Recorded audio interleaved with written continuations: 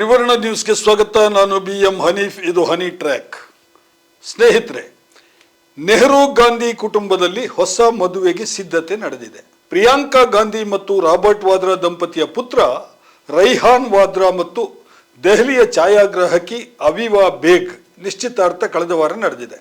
ಯಾವ ಅಬ್ಬರವೂ ಇಲ್ಲದೆ ಸರಳವಾಗಿ ಮತ್ತು ಖಾಸಗಿಯಾಗಿ ಈ ನಿಶ್ಚಿತಾರ್ಥ ನಡೆದ ಸುದ್ದಿ ನಿಮಗೆ ಈಗಾಗಲೇ ಗೊತ್ತಾಗಿರುತ್ತೆ. ಇದೊಂದು ಅಂತರ್ಧರ್ಮೀಯ ಮದುವೆ ಅನ್ನೋ ಮಾಹಿತಿಯು ಕೂಡ ನಿಮಗೆ ಈಗಾಗಲೇ ಸಿಕ್ಕಿರುತ್ತೆ. ಈ ಮದುವೆಯ ಬಗ್ಗೆ ವಿವರವಾಗಿ ಹೇಳೋದು ಈ ಸ್ಟೋರಿಯ ಉದ್ದೇಶ ಅಲ್ಲ.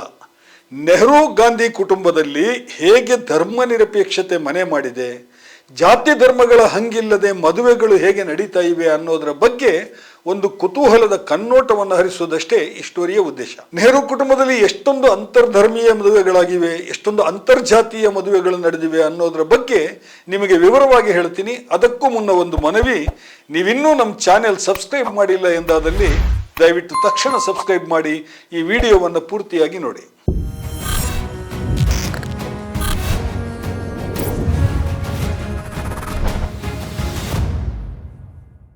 ಸ್ನೇಹಿತರೆ, ದೇಶದಲ್ಲಿ ಇವತ್ತು ಜಾತಿ ಧರ್ಮಗಳ ನಡುವಣ ಕಚ್ಚಾಟ ವಿಪರೀತವಾಗಿದೆ.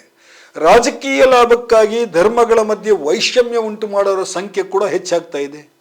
ಜನಸಾಮಾನ್ಯರಲ್ಲೂ ಜಾತೀಯ ತಾರತಮ್ಯದಿಂದ ಮದುವೆಗಳೇ ಮುರಿದು ಬೀಳೋ ತರುವಂತಹದ್ದು ಸಾಮಾನ್ಯ ಎನ್ನುವಂತಾಗಿದೆ. ಇದರ ಮಧ್ಯೆಯೇ ಜಾತಿಯ ಗೊಡವೆ ಇಲ್ಲದೆ, ಧರ್ಮದ ಅಮಲು ಹತ್ತಿಸಿಕೊಳ್ಳದೆ ಅಂತರ್ಜಾತೀಯ ಮತ್ತು ಅಂತರ್ಧರ್ಮೀಯ ಮದುವೆ ಆಗೋರು ಕೂಡ ಸಾಕಷ್ಟು ಸಂಖ್ಯೆಯಲ್ಲಿ ಇದ್ದಾರೆ. ಅದನ್ನು ಕೂಡ ನಾವು ಮರೆಯೋ ಹಾಗಿಲ್ಲ. ಅಂತರ್ಧರ್ಮೀಯ ವಿವಾಹ ಇವತ್ತು ದೇಶದಲ್ಲಿ 2% ಅಷ್ಟು ನಡೀತಾ ಇದೆ ಅಂತ ಒಂದು ಸಮೀಕ್ಷೆ ಹೇಳ್ತಾ ಇದೆ. ಆದರೆ ಅಂತರ್ಜಾತೀಯ ವಿವಾಹ ಇದಕ್ಕಿಂತ 10 ಪಟ್ಟು ಹೆಚ್ಚು ಪ್ರಮಾಣದಲ್ಲಿ ಇತ್ತೀಚೆಗೆ ಹೊಸ ತಲೆಮಾರಿನಲ್ಲಿ ನಡೀತಾ ಇದೆ. ನೆಹರು ಗಾಂಧಿ ಕುಟುಂಬವೂ ಕೂಡ ಇಂತಹದ್ದೊಂದು ಕುಟುಂಬ. ರಾಜಕೀಯವಾಗಿ ನಿಮಗೆ ಈ ಕುಟುಂಬದ ಜೊತೆಗೆ ಎಷ್ಟೇ ಭಿನ್ನಾಭಿಪ್ರಾಯಗಳಿರಬಹುದು, ಆದರೆ ಈ ಕುಟುಂಬ ಮದುವೆ ವಿಷಯದಲ್ಲಿ ಒಂದು ವಿಶಿಷ್ಟ ಪರಂಪರೆಯನ್ನು ಅನುಸರಿಸಿಕೊಂಡು ಬಂದಿದೆ ಅನ್ನೋದಂತೂ ನಿಜ. ಭಾರತದ ಫಸ್ಟ್ ಪೊಲಿಟಿಕಲ್ ಫ್ಯಾಮಿಲಿ ಅಂತ ನಾವು ಈ ಫ್ಯಾಮಿಲಿಯನ್ನು ಕರಿಬಹುದು. ಈ ಫ್ಯಾಮಿಲಿಯ ಸತ್ಸಂಪ್ರದಾಯ ನಿಜಕ್ಕೂ ಒಂದು ಗಮನಾರ್ಹ ವಿಷಯವೇ ಆಗಿದೆ. ಅಂತರ್ಜಾತೀಯ ಮತ್ತು ಅಂತರ್ಧರ್ಮೀಯ ಮದುವೆಯ ಪರಂಪರೆ ಈ ಕುಟುಂಬದಲ್ಲಿ ಇಂದಿರಾ ಗಾಂಧಿ ಅವರಿಂದಲೇ ಆರಂಭವಾಗಿದೆ ಅನ್ನೋದು ಕುತೂಹಲಕರ ಸಂಗತಿ. ಇಂದಿರಾ ಗಾಂಧಿ ಮತ್ತು ಫಿರೋಜ್ ಗಾಂಧಿ ನಡುವೆ ಮದುವೆ ಆದದ್ದು 1942ರಲ್ಲಿ. ಆಗಿನ್ನೂ ಭಾರತಕ್ಕೆ ಸ್ವಾತಂತ್ರ್ಯ ಸಿಕ್ಕಿರಲಿಲ್ಲ. ಇಂದಿರಾ ಗಾಂಧಿ ತಂದೆ ಜವಾಹರ್ಲಾಲ್ ನೆಹರು ಮತ್ತು ತಾಯಿ ಕಮಲಾ ಕೌಲ್ ಇಬ್ಬರೂ ಕಾಶ್ಮೀರದ ಸಂಪ್ರದಾಯವಾದಿ ಸಾರಸ್ವತ ಬ್ರಾಹ್ಮಣ ಕುಟುಂಬಕ್ಕೆ ಸೇರಿದವರು. ಹಿಂದೂ ಧರ್ಮದ ಇಂದಿರಾ ಗಾಂಧಿ ಪಾರ್ಸಿ ಧರ್ಮದ ಫಿರೋಜ್ ಗಾಂಧಿ ಅವರನ್ನ ಮದುವೆ ಆದಾಗ ಅದೊಂದು ದೊಡ್ಡ ಸುದ್ದಿನೇ ಆಗಿತ್ತು. ಅಲಹಾಬಾದ್ನ ಕುಟುಂಬದ ಬಂಗಲೆ ಆನಂದ್ ಭವನದಲ್ಲಿ ಈ ಮದುವೆ ಪೂರ್ಣ ಪ್ರಮಾಣದಲ್ಲಿ ಹಿಂದೂ ಧರ್ಮದ ಸಂಪ್ರದಾಯದ ಪ್ರಕಾರವೇ ನಡೆಯಿತು. 2 ವಿಭಿನ್ನ ಧರ್ಮಗಳ ವಧೂವರರ ಮದುವೆ ವೈದಿಕ ಸಂಪ್ರದಾಯದಂತೆ ನಡೆಯಿತು, ಇದು ಕಾನೂನು ಪ್ರಕಾರ ಸಮ್ಮತವಲ್ಲ ಅಂತ ಆಗ ಕೆಲವರು ಅಪಸ್ವರ ಎತ್ತಿದ್ದು ಕೂಡ ವರದಿಯಾಗಿತ್ತು. ಆದರೆ ಪಂಡಿತ್ ನೆಹರು ಅಥವಾ ಅವರ ಕುಟುಂಬದವರು ಈ ಬಗ್ಗೆ ಹೆಚ್ಚು ತಲೆ ಕೆಡಿಸ್ಕೊಳ್ಳಿಲ್ಲ.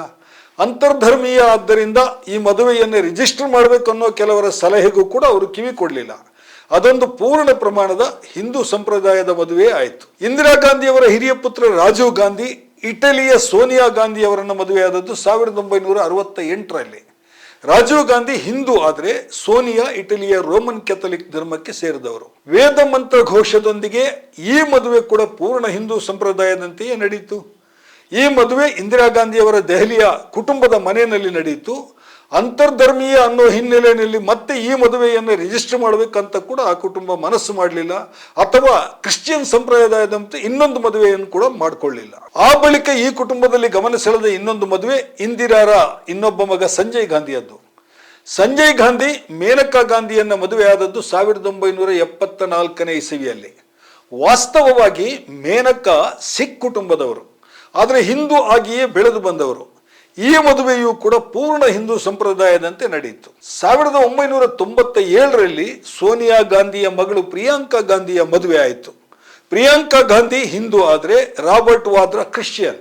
ಈ ಮದುವೆಯೂ ಕೂಡ ಪೂರ್ಣವಾಗಿ ಕಾಶ್ಮೀರಿ ಹಿಂದೂ ಸಂಪ್ರದಾಯದಂತೆಯೇ ನಡೆಯಿತು. ಈಗ ಪ್ರಿಯಾಂಕಾ ಗಾಂಧಿಯ ಮಗ ರೈಹಾನ್ ಮದುವೆ ಫಿಕ್ಸ್ ಆಗಿದೆ.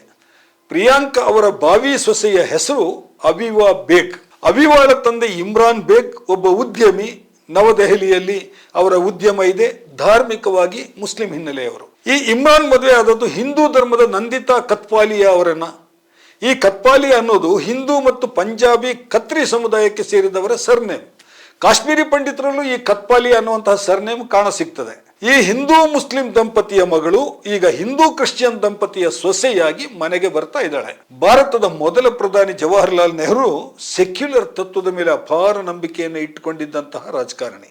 ಅವರ ರಾಜಕೀಯ ನಿರ್ಧಾರಗಳ ಬಗ್ಗೆ ಯಾರಿಗೇ ಆದರೂ ಭಿನ್ನಮತ ಇರಬಹುದು, ಆದರೆ ಅವರ ಸೆಕ್ಯುಲರ್ ಕ್ರೆಡೆನ್ಷಿಯಲ್ ಬಗ್ಗೆ, ಧರ್ಮನಿರಪೇಕ್ಷ ನಿಲುವುಗಳ ಬಗ್ಗೆ ಆಕ್ಷೇಪ ಎತ್ತುವವರು ಅತ್ಯಂತ ಕಡಿಮೆ ಜನ.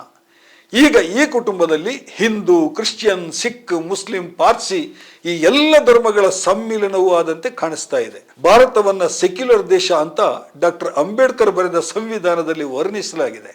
ಸಂವಿಧಾನದ ಈ ಸೆಕ್ಯುಲರ್ ತತ್ವಕ್ಕೆ ಪೂರಕವಾಗಿ ನೆಹರು ಗಾಂಧಿ ಕುಟುಂಬದ ಈ ಮದುವೆಗಳು ನಡೀತಾ ಬಂದಿವೆ. ಇಲ್ಲಿ ಕಾಂಗ್ರೆಸ್ ಬಿಜೆಪಿ ಅಂತ ವಾದ ಮಾಡೋದು ನನ್ನ ಉದ್ದೇಶ ಅಲ್ಲ. ಆದರೆ ಬಿಜೆಪಿಯ ಹಲವು ಉನ್ನತ ರಾಜಕಾರಣಿಗಳು ಕೂಡ ಅಂತರ್ಧರ್ಮೀಯ ಮದುವೆ ಆಗಿರೋದನ್ನು ನಾವು ಗಮನಿಸಬೇಕು. ಬಿಜೆಪಿಯ ಮಾಜಿ ಕೇಂದ್ರ ಸಚಿವ ಮುಖ್ತಾರ್ ಅಹಮದ್ ನಖ್ವಿ ಹಿಂದೂ ಧರ್ಮದ ಸೀಮಾ ಅವರನ್ನು ಮದುವೆ ಆದರು. ಅವರು ಆಮೇಲೆ ಸೀಮಾ ನಖ್ವಿ ಆದರು. ಬಿಜೆಪಿ ಇನ್ನೊಬ್ಬ ಮಾಜಿ ಕೇಂದ್ರ ಸಚಿವ ಸೈಯದ್ ಶಾನವಾಜ್ ಹುಸೇನ್ ಮದುವೆಯಾಗಿದ್ದು ಹಿಂದೂ ಧರ್ಮದ ರೇಣು ಅವರನ್ನ, ಅವರು ಈಗ ರೇಣು ಹುಸೇನ್ ಆಗಿದ್ದಾರೆ. ಬಿಜೆಪಿಯ ರಾಜ್ಯಸಭಾ ಸದಸ್ಯರಾಗಿದ್ದಂತಹ ಡಾಕ್ಟರ್ ಸುಬ್ರಹ್ಮಣ್ಯನ್ ಸ್ವಾಮಿ ಅವರ ಮಗಳು ಸುಹಾಸಿನಿ ಸ್ವಾಮಿ ಮುಸ್ಲಿಂ ಧರ್ಮೀಯ ನದೀಮ್ ಹೈದರ್ ಅವರನ್ನು ಮದುವೆಯಾಗಿದ್ದಾರೆ. ಅದೇ ರೀತಿ ಬಿಜೆಪಿಯ ಪ್ರಧಾನ ಕಾರ್ಯದರ್ಶಿ, ಬಹಳ ಮಹತ್ವದ ರಾಷ್ಟ್ರೀಯ ನಾಯಕ ಆಗಿದ್ದವರು ರಾಮ್ಲಾಲ್, ಇವರ ಸೊಸೆ 2019ರಲ್ಲಿ ಮುಸ್ಲಿಂ ಯುವಕನನ್ನು ಮದುವೆ ಆಗ್ತಾರೆ. ಆ ಮದುವೆನಲ್ಲಿ ಬಿಜೆಪಿಯ ಬಹುತೇಕ ರಾಷ್ಟ್ರೀಯ ಮುಖಂಡರು ಸಂಭ್ರಮದಿಂದ ಭಾಗವಹಿಸಿದ್ದಾರೆ ಮತ್ತು ಊಟ ತಿಂಡಿ ಮಾಡಿಕೊಂಡು ಖುಷಿಯಾಗಿ ವಾಪಸ್ ಬಂದಿದ್ದಾರೆ. ಈಗ ಪ್ರಿಯಾಂಕಾ ಗಾಂಧಿಯ ಮಗ ರೈಹಾನ್ ಹಿಂದೂ ಮುಸ್ಲಿಂ ದಂಪತಿಯ ಮಗಳನ್ನ ಮದುವೆ ಆಗೋದ್ರ ಬಗ್ಗೆ ಕೆಲವರು ಕಿಡಿಕಾರ್ತಾ ಇದ್ದಾರೆ. ಬಿಜೆಪಿ ಮತ್ತು ಸಂಘ ಪರಿವಾರದವರ ಸೋಷಿಯಲ್ ಮೀಡಿಯಾದಲ್ಲಿ ದ್ವೇಷ, ಲೇವಡಿ ಮತ್ತು ಕುಹಕಗಳ ಸಾಲು ಸಾಲು ಕಾಮೆಂಟ್ಗಳೇ ಶುರುವಾಗಿವೆ. ನೆಹರು ಗಾಂಧಿ ಕುಟುಂಬ ಈ ಬಗ್ಗೆ ತಲೆ ಕೆಡಿಸ್ಕೊಳ್ಳೋದಿಲ್ಲ ಅನ್ನೋದಂತೂ ಗ್ಯಾರಂಟಿ. ಆದರೆ ತಲೆಯೊಳಗೆ ಏನೂ ಇಲ್ಲದ ಲಕ್ಷಾಂತರ ಶ್ರೀಸಾಮಾನ್ಯ ಯುವ ಜನರು ತಲೆ ಕೆಡಿಸ್ಕೊಂಡು ದ್ವೇಷವನ್ನೇ ಉಸಿರಾಡ್ತಾರಲ್ಲ, ಈ ಮದುವೆ ಬಗ್ಗೆ ಅವರು ಲೇವಡಿ ಮಾಡ್ತಾ ಇದ್ದಾರಲ್ಲ, ಇದಕ್ಕೇನು ಪರಿಹಾರ ಅನ್ನೋದು ನಮ್ಮ ಮುಂದಿರುವಂತಹ ಪ್ರಶ್ನೆ. ಸ್ನೇಹಿತರೆ, ಇದಾಗಿದೆ ಇವತ್ತಿನ ಹನಿ ಟ್ರ್ಯಾಕ್. ಇನ್ನೊಂದು ವಿಷಯ ಜೊತೆಗೆ ಮತ್ತೆ ನಿಮ್ಮ ಮುಂದೆ ಬರ್ತೇನೆ. ತ್ರಿವರ್ಣ ನ್ಯೂಸ್ನ ಸ್ಪೆಷಲ್ ಸ್ಟೋರಿಗಳನ್ನು ನೋಡ್ತಾ ಇರಿ. ನಮಸ್ಕಾರ.